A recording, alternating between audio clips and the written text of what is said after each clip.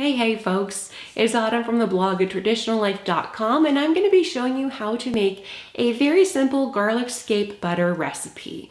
I don't know if you've ever heard of compound butter before, but basically you just take butter, whether it's homemade or store-bought, and you mix in different herbs, or in this case we're going to be using garlic scapes.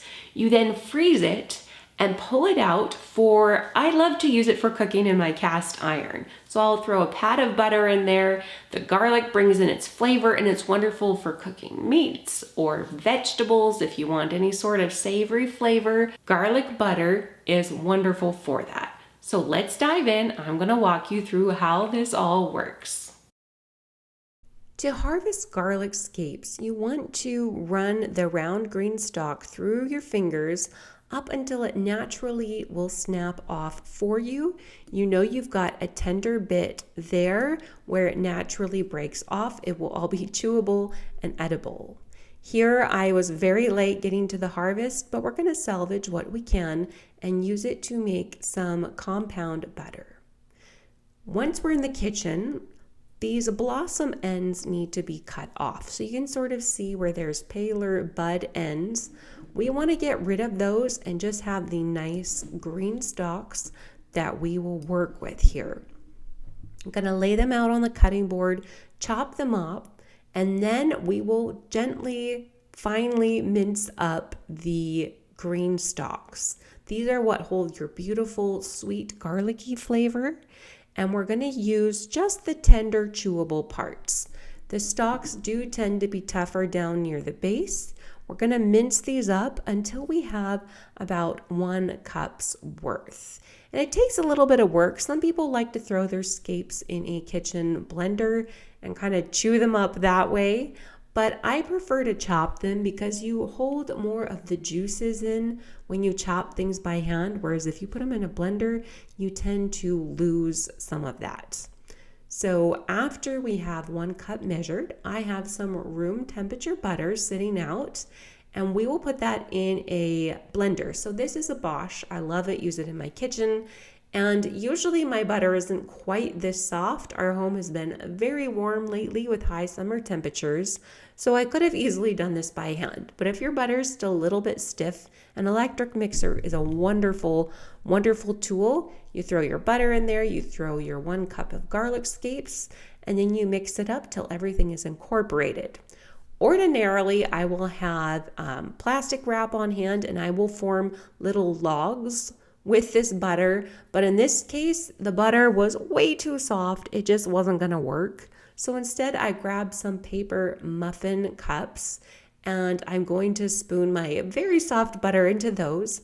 I'll freeze them then, and then I can pop them out and we can toss 1 pat of butter into a cast iron skillet for frying, whether it's fresh trout, meat, if I want veggies with a savory flavor. That is what I will use these for. So it's not hard, it just takes a little bit of time to mince your scapes, to remember to pull your butter out of the fridge ahead of time, and then you just mix it all up, and then it can be popped right into the freezer. Here I'm just going to keep filling them until all that butter is used up. Then I'll pop everything onto a cutting board and we will freeze it solid so we can pull them out then and bag everything up in one place. Hey folks, we're gonna take a quick break from this video to tell you about my guide to freezing the harvest. If you wanna learn how to quickly preserve fruit, berries, vegetables, and herbs, I highly recommend you check out this special offer. It is on sale right now for just $8. It includes a 20-page ebook that walks you from start to finish through freezing the harvest. And then there's also charts and checklists that make it very quick and very simple for you to preserve food in your kitchen. So be sure to go check it out. Again, that link is down in the description box below. $8, it's there for you. All right. Let's get back to our video. Before we put these pats of butter in the freezer, it's a good idea to lay them out on a baking sheet or a cutting board, some flat surface so they can freeze solidly and not be disturbed in the freezer. Little things like this are easy to lose and it's hard to find flat surfaces to put them on. We'll pop this in, wait till things have frozen solid, and then we will bring them out. And as you can see here, it forms beautiful little pats of butter that are excellent for cooking with cast iron. Instead of leaving the paper on, I'm just going to save myself some time down the road, peel it off right now, and bag them up. This is not hard, it doesn't stick. I'll throw a link down below to the papers I used for this. You can absolutely freeze them with the papers on if you so desire. Once they're out, we're going to put them in a Ziploc bag, force the air out, and we will freeze these in a bundle. Again, things are just easier to find in the freezer, at least for me when they're in a big bag. So that's what we're doing here. We'll label it if needed, and in it goes, and I have it for any sort of frying or stovetop cooking that I need, and especially anywhere that I want that tasty garlic flavor.